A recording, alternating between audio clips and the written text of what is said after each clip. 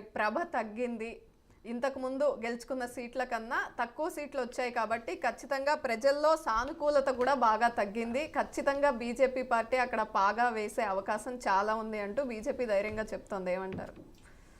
మొదటిగా నేను చెప్పదలుచుకుంది ఏంటి అంటే, ఇప్పుడు ఎలాగైతే మన బీజేపీ రిప్రజెంటేటివ్ ఇంకా మన కాంగ్రెస్ రిప్రజెంటేటివ్ అయితే అన్నారో వీటికి కౌంటర్ చేస్తూ నేను ఏవేవో తలపై నుంచి పోయే మాటలు కాకుండా ఫ్యాక్ట్ స్టేట్ చేద్దాం అనుకుంటున్నాను.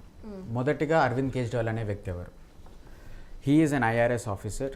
ఒక ఐఐటి ఖరగ్పూర్లో మెకానికల్ ఇంజనీర్గా చదివి ఒక ఐఆర్ఎస్ ఉద్యోగిగా చేసి, లేదు దేశంలో ఏదో ఒక మార్పు తేవాలి, ఈ రాజకీయాలు భ్రష్టుపట్టున్నాయి, దీన్ని నేను మారుస్తాను, వీలైనంత ప్రయత్నం నేను చేస్తాను అని దానికి రాజీనామా చేసి ప్రవర్తన్ అనే ఒక ఆర్గనైజేషన్ స్టార్ట్ చేసి 8 ఏళ్ళు ఢిల్లీలో ఉన్న జుగ్గి జోపిడి అంటే స్లమ్స్లో తిరిగి వాళ్ళ మన్నన పొంది యాంటీ కరప్షన్ మూమెంట్లో పాల్గొని, అసలు రాజకీయాల్లోకి రావాలి అంటే మందబలం ఉండాలి, లేదా డబ్బులు ఉండాలి, లేదా అంత పలుకుబడున్న ఒక ఇంటి పేరన్నా ఉండాలి, ఈ 3 లేనిది రాజకీయాల్లోకి మనం రాలేము అని అనుకున్న టైంలో ఒక సామాన్యుడిగా ఆయన ముందరికి వచ్చి ఈ దేశవ్యాప్తంగా ఉన్న యువతనందరినీ వాళ్ళకందరికీ ఒక ఇన్స్పిరేషన్గా నిలిచి ఎవరు ఊహించినట్టుగా ఢిల్లీలో ఫస్ట్ టైం 28 సీట్స్ గెలిచి, దాని తర్వాత 2015లో 67 సీట్లు, 70కి గాను 67, మళ్ళీ ప్రజల దగ్గరికి వెళ్తే మళ్ళీ 63 సీట్లు ఇచ్చి మళ్ళీ అతన్ని సీఎంగా చేసి ఈసారి 3వ సీఎంగా అవ్వడానికి సీఎం క్యాండిడేట్గా అరవింద్ కేజ్రీవాల్ గారు ఎలక్షన్స్కి వెళ్తున్నారు. ఇప్పుడు మనం రీసెంట్గా రేవంత్ రెడ్డి గారు ఏదైతే ఢిల్లీకి వెళ్ళి ఆయన చేశారు, కమెంట్స్ ఏవో చేశారు, అవి చెప్పే ముందు రేవంత్ రెడ్డి గారి రాజకీయ ప్రయాణం కూడా కింది స్థాయి నుంచి స్టార్ట్ అయ్యి ఒక జెడ్పీటీసీ మెంబర్, దాని తర్వాత ఒక ఎమ్మెల్సీ, దాని తర్వాత ఒక ఎమ్మెల్యే, ఎంపీ, ఇప్పుడు సీఎం పదవికి వెళ్ళారు. ఎవరైనా రాజకీయాల్లో ఎదగాలనుకున్న వాళ్ళకైనా లేకపోతే సామాన్య ప్రజలకైనా ఆయనని చూస్తే అనిపిస్తుంది, ఆహా ఒక మనిషి ఇంత ఉన్నత స్థాయికి వెళ్ళాడు కష్టపడి అని. నేను అలానే అనుకున్నాను, మంచిది కాంగ్రెస్ వచ్చింది మన రాష్ట్రానికి, రేవంత్ రెడ్డి గారు ముఖ్యమంత్రి అయ్యారని అనుకున్నాను. అంటే ఎందుకంటే ముక్కుసూటి మనిషి అని ఆయనకు పేరు. కానీ ఈరోజు నాకేమని చాలా బాధ ఏ విషయం అంటే, ఢిల్లీకి వెళ్ళి పచ్చి అబద్ధాలు చెప్పడం జరిగింది. పచ్చి అబద్ధాలని నేను ఎందుకు అంటున్నా, ఆమ్ ఆద్మీ పార్టీ అనేది కాంగ్రెస్తో ఇండియా అలయన్స్లో భాగస్వామ్యులై ఉంది. ఇదే అరవింద్ కేజ్రీవాల్ గారిని అరెస్ట్ చేసినప్పుడు రాహుల్ గాంధీ గారు ఏమంటారంటే, చూడండి, ఒక డిక్టేటర్ అంటే ఒక నియంత భయపడినప్పుడు ప్రజాస్వామ్యాన్ని అంతం చేస్తాడు, ఆ అంతం చేసే దాంట్లో భాగంగానే హేమంత్ సోరెన్ అండ్ అరవింద్ కేజ్రీవాల్ జీని అరెస్ట్ చేశారు, అరెస్ట్ చేసి వాళ్ళని జైలుకి పంపిస్తున్నారని రాహుల్ గాంధీ గారు March 21న ట్వీట్ చేశారు.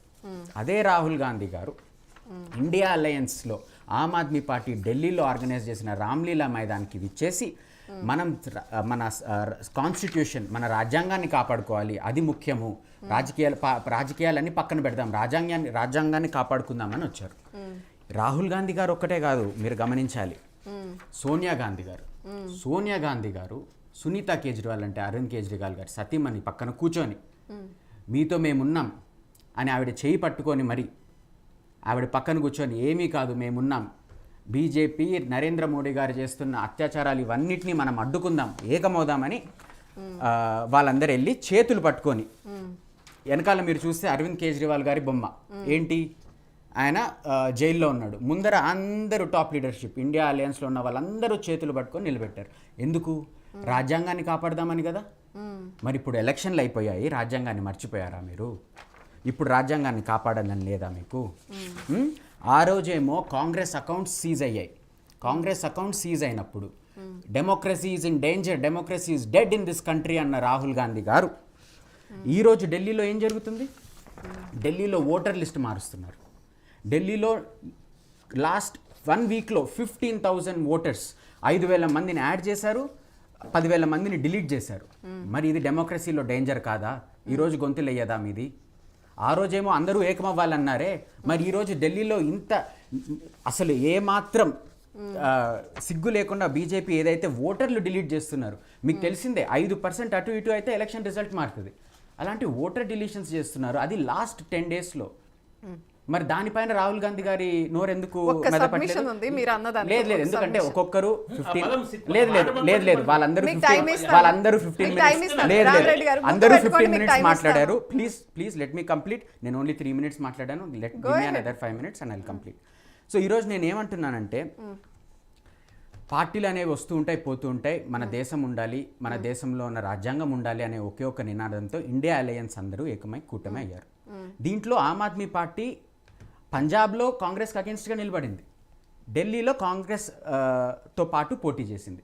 అంటే మీరు అక్కడ అర్థం చేసుకోవాల్సింది ఏంటి, మేమేదో టేబుల్ కింద బాయ్ బాయ్ కాదు, రాజ్యాంగాన్ని కాపాడడానికి దేశాన్ని కాపాడడానికే ఇక్కడికి వచ్చామని మీకు క్లియర్గా అర్థమవుతుంది. ఎందుకు కాంగ్రెస్ పంజాబ్లో ఎదురుగా పోటీ చేశాం కదా, ఢిల్లీలో మొత్తం వాళ్ళ సీట్లు వాళ్ళ ఓట్ పర్సెంటేజ్ అన్నీ కోల్పోయినా కాంగ్రెస్ పార్టీకి 7 సీట్లలో 3 సీట్లు ఇచ్చి కలిసి పోటీ చేసింది ఆమ్ ఆద్మీ పార్టీ. ఎందుకు, పెద్ద మనసు చేసుకొని మనం బీజేపీ అనే పెద్ద థ్రెట్, పెద్ద అపోనెంట్ ఎవరైతే ఉన్నారో వాళ్ళని ఓడించాలి, తర్వాత మనం కావాలనుకుంటే పాలసీస్ పైన వ్యతిరేకించుకుందాం, కానీ ముందు దేశానికి థ్రెట్గా ఉన్న బీజేపీని దించాలి అనే దీంతో వెళ్ళాం.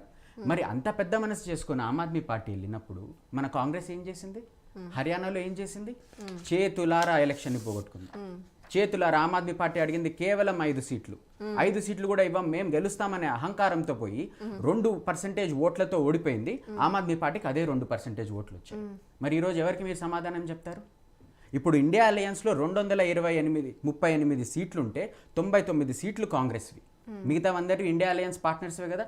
దాంట్లో ఎస్పీ, తృణమూల్ కాంగ్రెస్, ఆమ్ ఆద్మీ పార్టీ, శివసేన, యూబీటీ ఇవన్నీ కలుపుకుంటే 77 సీట్లు, అంటే 30% ఎంపీలు ఉన్న ఇండియా అలయన్స్లో భాగస్వామ్యులు ఇప్పుడు ఆమ్ ఆద్మీ పార్టీకి మద్దతు తెలుపుతున్నారు.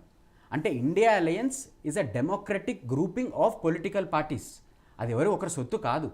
అంటే మీకు ఎలక్షన్లప్పుడు బీజేపీని ఎదుర్కోవడానికి కావాలి ఇండియా అలయన్స్, ఇప్పుడు అదే బీజేపీని ఎదుర్కొంటున్న ఆమ్ ఆద్మీ పార్టీ వచ్చేటప్పుడేమో ఇండియా అలయన్స్ వద్దు మీకు. ఏంటి డబల్ స్టాండర్డ్ అన్నారు కదా, ఏంటి ఆ డబల్ స్టాండర్డ్ అని అడుగుతున్నాను నేను. నేను ఇంకో 2 పాయింట్స్ చెప్పాలనుకుంటున్నాను. ఇప్పుడు ఢిల్లీలో మేము ఇక్కడ రాజకీయాలు చేయడానికి రాలేదు, రాజకీయాలు వేరే వాళ్ళతో చేయించడానికి కూడా రాలేదు, అండ్ రాజకీయాలు ఎలా చేయాలో కూడా మాకు తెలియదు, మాకు కేవలం పని చేయడం తెలుసు. ఆ పని ఏం చేశామో మీకు ఒక 2 మినిట్స్లో ఎక్స్ప్లెయిన్ చేస్తాను. First thing, education. ఈ దేశంలో డబ్బులున్న వ్యక్తికి డబ్బు లేని వ్యక్తికి ఒకే ఎడ్యుకేషన్ దొరుకుతుందా? లేదు. డబ్బులున్నోడేమో ప్రైవేట్ స్కూల్కి డబ్బులు కట్టుకొని వెళ్తాడు, డబ్బులు లేనోడేమో వద్దు అనుకున్న గతి లేక గవర్నమెంట్ స్కూళ్ళకి పంపిస్తున్నాడు. కానీ ఇలా జరగకూడదు, ప్రతి ఒక్క బిడ్డకి ఒకే శిక్ష అందాలి అని అరవింద్ కేజ్రీవాల్ గారు 25% బడ్జెట్ అలొకేట్ చేసిన ఏకైక రాష్ట్రం, ఏకైక ముఖ్యమంత్రి అరవింద్ కేజ్రీవాల్, ఆమ్ ఆద్మీ పార్టీ. అందుకే 22,000 క్లాస్ రూమ్లు కట్టాం మేము. ఏం పిల్లలు వచ్చి ఓటేస్తారా? లేదు కదా. అలాంటప్పుడు ఎందుకు చేసాం వాళ్ళ కోసం? ఎందుకంటే వాళ్ళు రేపటి భవిష్యత్తు కాబట్టి చేశాం. హెల్త్, ఆయుష్మాన్ భారత్ కోసం అని రొమ్ము చించుకొని అరుస్తున్న నరేంద్ర మోడీ ఆయుష్మాన్ భారత్ కోసం దేశవ్యాప్తంగా ఖర్చు పెడుతున్న డబ్బు 7,000 కోట్లు. కానీ అదే కేవలం ఢిల్లీలో ఆమ్ ఆద్మీ పార్టీ అరవింద్ కేజ్రీవాల్ హెల్త్ కోసం ఖర్చు పెడుతున్న డబ్బు 9,000 కోట్లు. 9,000 కోట్లు పెట్టి 548 మొహల్లా క్లినిక్లు ఓపెన్ చేశాం, 13,000 హాస్పిటల్ బెడ్స్ యాడ్ చేశాం. అక్కడ జరుగుతున్న ట్రాన్స్పోర్టేషన్లో 400కి మించి కొత్త బస్సులు అక్కడ ఏర్పాటు చేశాం. వాటర్, ఢిల్లీలో ఇప్పటికీ జుగ్గి జోపిడి ఏరియాస్లో వాటర్ ట్యాంకర్ మాఫియా నడిచేది, అలాంటిది 4,000 కిలోమీటర్ల కొత్త వాటర్ పైప్ లైన్స్ వేసాము. సీవేజ్ కోసం 6,800 కిలోమీటర్ల పైప్ లైన్స్ వేసాం. ట్రాన్స్పోర్టేషన్ కోసం నేను చెప్పినట్టు 7,700 కొత్త బస్సులు దింపాం. సో ఇట్లా ప్రతి ఒక్క సెక్టర్లో మేము పని చేసుకుంటూ పోతుంటే 30,000 crores ఉన్న బడ్జెట్ ఈరోజు 77,000 crores అయింది 2014 నుంచి 2024కి. ఇంత చేస్తూ పోతే బడ్జెట్ ఎందుకు పెరుగుతుంది? బడ్జెట్ ఏమి గాల్లో రాయారు కదా. సిఏజీ ఆడిట్ చేస్తుంది, ఫైనాన్స్ మినిస్ట్రీ ఆడిట్ చేస్తుంది. నేను కూర్చొని రాయాను, అరవింద్ కేజ్రీవాల్ గారు కూర్చొని రాయారు. మరి ఎలా పెరిగింది డబ్బు? ఎందుకంటే డబ్బు తినలేదు, ప్రజల కోసం పని చేశారు కాబట్టి పెరిగింది బడ్జెట్. ఈరోజు మళ్ళీ ఏమంటున్నారు మీరు? బీజేపీ కానీ కాంగ్రెస్ కానీ వచ్చి ఆమ్ ఆద్మీ పార్టీ లిక్కర్ స్కామ్ అంటున్నారు. ఏంది ఆ లిక్కర్ స్కామ్? ఒక్క ఐఓట్ ఆఫ్ ఎవిడెన్స్ దొరికింది ఆ లిక్కర్ స్కామ్ గురించి నేను అడుగుతున్నాను ఈరోజు. అదే సుప్రీంకోర్టు ఎన్ని రోజులు పెడతారు మీరు వీళ్ళని జైళ్ళల్లో ఒక్క ఎవిడెన్స్ కూడా లేకుండా అని అందరికీ క్లీన్ చిట్ ఇచ్చి బయటికి పంపించింది. ఇంకా ఇన్వెస్టిగేషన్ నడుస్తున్నా ఒక్క ఐఓటా ఎవిడెన్స్ లేదు, మీరు పెట్టుకోలేరు లోపల అని బయటికి పంపించింది. ఓకే, వాళ్ళని ఏమీ ఎవిడెన్స్ లేదు అని రిటర్న్గా ఇచ్చి ఎవిడెన్స్ లేదు, ఎవిడెన్స్ ఉంటే మళ్ళీ పిలవండి అని బయటికి పంపించింది. Sir let me complete please, దాని తర్వాత యూ కెన్ గివ్ యువర్. నేను ఒకటి చెప్పదలుచుకుంటున్నాను. మేము తప్పు చేసినామే అనుకోండి, మా పైన 167 కేసులు నమోదయ్యాయి ఎమ్మెల్యేల పైన, ఎంపీల పైన, మినిస్టర్ల పైన 2014 నుంచి ఇప్పటి వరకు. కన్విక్ట్ అయిన వారు ఎంతమంది అండి? 0 పీపుల్ గాట్ కన్విక్టెడ్. అంటే మీరు 167 కేసెస్ కేవలం వేధించడానికి వేయచ్చు, కానీ ఒక్కటన్నా మేము తప్పు చేస్తుంటే ఒక్కరన్నా దొరికిండాలి కదా. ఇప్పటికీ 135 మంది క్లీన్ చిట్తోని బయటకు వచ్చేసారు. వాళ్ళ కేసులు కూడా అయిపోయాయి, క్లోజ్ చేసేసారు. మిగతా వాళ్ళు ఇంకా నడుస్తున్నాయంటే అంటే మీరు వేధించడానికే మీరు ఈడీ సిబిఐని పెట్టుకొని చేస్తున్న దాంట్లో కుట్రలో భాగస్వామ్యం ఇది. బయటకు వచ్చి లిక్కర్ స్కామ్ జరిగింది అని మీరు బయటికి ప్రచారం చేయడం తప్పితే కానీ జరిగింటే ఎందుకు వదిలేశారు కోర్టులు? అది దానికి ఆన్సర్ ఇవ్వండి. అప్పుడు ఈడీ ఇంకా సిబిఐ ఒకేసారి వేయచ్చు కదా ఛార్జ్ షీట్. లేదు, ఒక్కొక్కసారి ఒక్కొక్క అస్త్రం వాడతాం, ఒక్కొక్కసారి ఒక్కొక్క ఆయుధం వాడతాం. అప్పుడు లోక్సభ ఎలక్షన్ ముందు సిబిఐ వేస్తుంది, ఇప్పుడు నిన్నగాక మొన్న ఢిల్లీ ఎలక్షన్ ముందు ఈడీ వెళ్తుంది. అప్పుడు వెళ్ళలేదా ఈడీ? సుమారు 800 మంది ఆఫీసర్లు తిరిగారు వాళ్ళ పైన. అదే ఆఫీసర్లు బయట ఎయిమ్స్ పరిస్థితి ఎలా ఉంది ఢిల్లీలో? బయట ఎన్ని మెడికల్ స్కామ్లు జరుగుతున్నాయి. వీటిపైన వెళ్ళడానికి ఈడీ సిబిఐకి టైం ఉండదు. కేవలం ఒక మనిషిని ఎలా ఇరికిద్దాము, ఎలా పట్టిద్దాము, ఆ పార్టీని ఎలా భూస్థాపితం చేద్దాము అనే ఒకే ఒక ఆలోచనతో 800 మంది ఆఫీసర్లను మీరు పెడతారే, ఇది మరి కక్ష సాధింపు కాదా? దాని తర్వాత నేను ఇంకోటి అడగదలుచుకున్నాను. మేము పాజిటివ్గా ఇది మేము చేశాము, రేపొద్దున ఏం చేయబోతున్నాము? మహిళలకి అక్కడ 2100 రూపీస్ సమ్మాన్ రాశి ఇస్తామని అంటున్నాం. దాని తర్వాత హిందుత్వ అని కొట్టుకుంటారే బీజేపీ వాళ్ళు. ఎప్పటివరకైనా పూజారీలకి సమ్మాన్ రాశి ఇచ్చారా? ఆమ్ ఆద్మీ పార్టీ 18,000 రూపీస్ ప్రతి నెల ప్రతి పూజారికి ప్రతి గ్రాంతికి ఇస్తామని చెప్పి ఘోషణ చేశారు. ఇది ఏ రాష్ట్రంలో జరుగుతుందా? నిజమైన పాలన ఇవ్వాలి అనుకుంటే, నిజంగా ప్రజల్లోకి మీరు వెళ్ళాలనుకుంటే మీరు ఏం చేశారు, ఏం చేయబోతున్నారు అది చెప్పండి. పక్కన వాళ్ళని తిట్టి, వాళ్ళపైన బుడద చల్లి, వాళ్ళపైన ఈడీ సిబిఐ కేసులు వేసి ఎలక్షన్ కమిషన్ని పెట్టుకొని ఏం సాధిద్దామని? Okay, now the last thing I want to say is, ఇక్కడ రేవంత్ రెడ్డి గారు ఏదైతే ఢిల్లీకి వెళ్ళి చెప్పారో, ఢిల్లీలో ఈ స్కామ్ జరిగింది, అరవింద్ కేజ్రీవాల్ గారు, నరేంద్ర మోదీ గారు ఒక్కరే, వాళ్ళ పేర్లు డిఫరెంట్ అన్నారు. మరి ఒక్కరే అయినప్పుడు మీరు ఎందుకు స్టేజ్ షేర్ చేసుకున్నారు? అరవింద్ కేజ్రీవాల్ గారితోని వాళ్ళ పార్టీతోని స్టేజ్ ఎందుకు షేర్ చేసుకున్నారు? ఇక్కడేమో అదానికి అగేన్స్ట్గా మీరు వెళ్ళి ప్రొటెస్ట్ చేస్తారు. ఏమని? అదాని దోచుకుంటున్నాడు అని మీ లీడర్ ఆఫ్ అపోజిషన్ చెప్తే మీరు వెళ్ళి ప్రొటెస్ట్ చేస్తారు. ఇక్కడేమో అదానితో MOU సైన్ చేసుకుంటారు. అంటే మేము ఎందుకు నమ్మాలి మిమ్మల్ని? ఇంకొక లాస్ట్ పాయింట్ చెప్పదలుచుకున్నా, తెలంగాణ ప్రజలకి చెప్పదలుచుకున్న ఈ పాయింట్. రేవంత్ రెడ్డి గారు అక్కడికి వెళ్ళి ప్లక్కార్డ్లో ఏం పట్టుకున్నారు? ఢిల్లీకి 300 యూనిట్ల ఫ్రీ ఎలక్ట్రిసిటీ. ఓకే, మన రాష్ట్రంలో ఎంత ఇస్తున్నారు? 200 యూనిట్లు. మనకు 100 యూనిట్లు ఎందుకు తక్కువ? ఇవ్వచ్చు కదా మనకు కూడా 300. అక్కడే ఇవ్వాలా?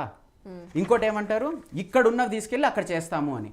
మేము ఒకటే అంటున్నాం, పార్టీలకు అతీతంగా ఎవరైనా మంచి చేస్తే ఆ మంచిని మనం తీసుకుందాం. Aam Aadmi Party was the first party 200 units of free electricity ఇవ్వడం. ఆమ్ ఆద్మీ పార్టీ ఫస్ట్ పార్టీ మహిళలకి ఫ్రీ బస్ ఇవ్వడం. ఇది చూసి దాన్ని కాపీ పేస్ట్ చేసి కర్ణాటకలో పెట్టారు, దాన్ని కాపీ పేస్ట్ చేసి తెలంగాణలో పెట్టారు. మేము తప్పు అనట్లేదు, మంచిది, నేర్చుకుందాం, ఒకరినొకరు చూసి నేర్చుకుందాం. కానీ మీరు ఎక్కడి నుంచి తెచ్చారో అది మర్చిపోయి తిరిగి అక్కడికి వెళ్ళి ఇక్కడ తీసుకెళ్ళి అక్కడ ఇంప్లిమెంట్ చేస్తారా? అసలు మీరు తెచ్చిందే అక్కడి నుంచి, మరి ఇక్కడి నుంచి మీరు తీసుకెళ్లేదేంటి నాకు అర్థం కాదు. సో మేము అనేది ఒకటే, ఇప్పటికైనా అహంకారంతో విర్రవీగకుండా మేమైనా ఢిల్లీలో కాంగ్రెస్కి వచ్చింది 0, వాళ్ళు భూస్థాపితం అయిపోయారు, వాళ్ళు దేనికి అసలు నిలబడి వేసని మేము ఎక్కడ అనట్లేదు. ప్రజాస్వామ్యంలో ప్రతి ఒక్క పార్టీ ప్రతి ఒక్క వాళ్ళ ఐడియాలజీని తీసుకొని ప్రజల్లోకి వెళ్ళాలి, వాళ్ళ ప్రజలకి ఏం చేస్తారో చెప్పాలి. అప్పుడే ఒక పార్టీకి మధ్య హెల్దీ డిస్కషన్ నడుస్తుంది. అవి తీసుకెళ్ళండి మీరు. ఇప్పుడు మీరు ఇండైరెక్ట్గా తీసుకెళ్తున్నారు కదా, ఏమేమి హామీలు ఇస్తారో నేను చెప్తున్నా జనరల్ గా. నేను ఇంకో లాస్ట్ పాయింట్ ఏం చెప్తున్నానంటే, అజయ్ మాకెన్ గారు ఏమంటారంటే అరవింద్ కేజ్రీవాల్ గారిని పట్టుకొని హీజ్ యాంటీ నేషనల్ అంటారు. అంటే మనము ఒక అలయన్స్లో భాగస్వామ్యులై ఉన్నప్పుడు కొంచెం డెకోరం, కొంచెం డీసెన్సీ మెయింటైన్ చేయాలి. ఎవరైనా ఆమ్ ఆద్మీ పార్టీ మనిషి రాహుల్ గాంధీ గారిని, సోనియా గాంధీ గారిని, ప్రియాంక గాంధీ గారిని ఏదైనా తప్పుడు మాట అనడం మీరు విన్నారా? మీరు ఏదైనా అనండి, సరే మీరు భ్రష్టాచారం తప్పు చేశారు, కరప్షన్ చేశారు, న్యాయం తన పని చేసుకోవాలి, తప్పు చేసింటే పట్టుకోవాలండి. యాంటీ నేషనల్ అంటే ఏంటండి? అంటే ఇంచుమించుగా మీరు తీవ్రవాదితో పోల్చినట్టే యాంటీ నేషనల్. అంటే మీరు యాంటీ నేషనల్ అన్నితో మరి స్నేహం ఎందుకు చేశారు, కలిసి ఎందుకు పోటీ చేశారు మీరు?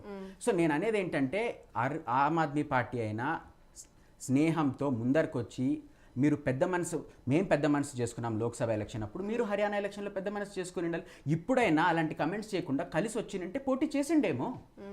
లేదు వీళ్ళు పైకి వస్తే మాకే కష్టం, వీళ్ళని ఎలాగైనా మేము బీజేపీ పోరాడుకుంటాము ఒకరినొకరం, వీళ్ళు రాకూడదు పైకి. ఎందుకు గుజరాత్లో మేము వచ్చి 14% ఓట్ షేర్ తీసుకున్నాం మన అసెంబ్లీ ఎలక్షన్లో, మళ్ళీ తిరిగి గుజరాత్ ఎలక్షన్కి వస్తాం. మరి అప్పుడు మళ్ళీ బాధ మీకు తెలుస్తుందేమో. సో నేను అనేది ఏంటంటే, మీ ఉనికిని కాపాడుకోవడానికి ఎలక్షన్ల ముందు ఒక మాట, అప్పుడేమో ప్రజాస్వామ్యం, ఎలక్షన్లు అయిపోయినాక మళ్ళీ మీ సొంత నెరేటివ్ అనేది చాలా తప్పు. రాబోయే కాలంలో అంటే ఏంటి ఇప్పుడు ఆమ్ ఆద్మీ పార్టీ కాంగ్రెస్ పార్టీ ప్రత్యేకంగా పోటీ చేయడాన్ని జీర్ణించుకోలేకపోతుందా? ఖచ్చితంగా కలిసి వస్తే బాగుండేది అనేది అభిప్రాయమా ఏంటి? Practically on the ground Congress పార్టీకి ఏమాత్రం సపోర్ట్ లేదు పీపుల్ నుంచి. ఉనింటే బాగుండు, వాళ్ళు పని చేసింటే వచ్చిండు, నేను కాదనట్లేదు, కానీ లేదు, అక్కడ గ్రౌండ్ లెవెల్లో లేదు. వాళ్ళ లీడర్షిప్ అక్కడ బిల్డ్ అవ్వలేదు, వాళ్ళ లీడర్షిప్ పార్టీలు మారుతూ వచ్చారు, అక్కడ ఎవరు అసలు పీపుల్తో కనెక్షన్ బిల్డ్ చేయాలి. ఇప్పుడు లాస్ట్ 2 వీక్స్లో రాహుల్ గాంధీ గారు వెళ్ళి పాదయాత్ర చేసినంత మాత్రాన జనాలు వేయరు ఓట్ అట్లా బయటకు వచ్చేసి, అసలు ఆ ఎమ్మెల్యే క్యాండిడేట్ ఉన్నాడా ఏంటి అనేది చూస్తారు. సో మా ప్రాబ్లం అనేది కాంగ్రెస్ అసలే కాదు, and Congress is negligent in this election. The fight is with BJP, but BJP కూడా ఆల్మోస్ట్ ఓడిపోయినట్టు ఒప్పుకుంది. ఎందుకు? నిన్నగాక మొన్న ప్రధానమంత్రి ట్వీట్ చేస్తారు, ఇన్ని రోజులు ఫ్రీ రేవడి అన్న ప్రధానమంత్రి గారు ఏమంటారంటే ఆయన సొంత ట్వీట్లో, భాజపా ప్రభుత్వం వస్తే వెల్ఫేర్ స్కీమ్స్ అన్ని కంటిన్యూ అవుతాయి అంటే ఇన్ని రోజులు ఫ్రీ రేవడి వెల్ఫేర్ అని ఒప్పుకున్నట్టే కదా. మరి ఎందుకన్నారు ఫ్రీ రేవడి అంటే? మేమిస్తేనేమో ఫ్రీ రేవడి, మీరిస్తే అదేంటి మరి? దానికి ఆన్సర్ ఇవ్వాలి. మేము ఇచ్చినవన్నీ ఫ్రీ రేవడి, అవన్నీ ఆపేస్తాము, భాజపా కొత్తగా ముందుకు వస్తుంది, కొత్త ప్లాన్స్తో వస్తుందని చెప్పాలి. కానీ ఆమ్ ఆద్మీ పార్టీ ఇచ్చినవి తప్పు అయినప్పుడు ఎందుకు కంటిన్యూ చేయాలి మీరు? So Aam Aadmi party is winning this election sure shot. నేను ఒకటి అడుగుతున్నాను, ఇప్పటికిప్పుడు ఒక 5 మంది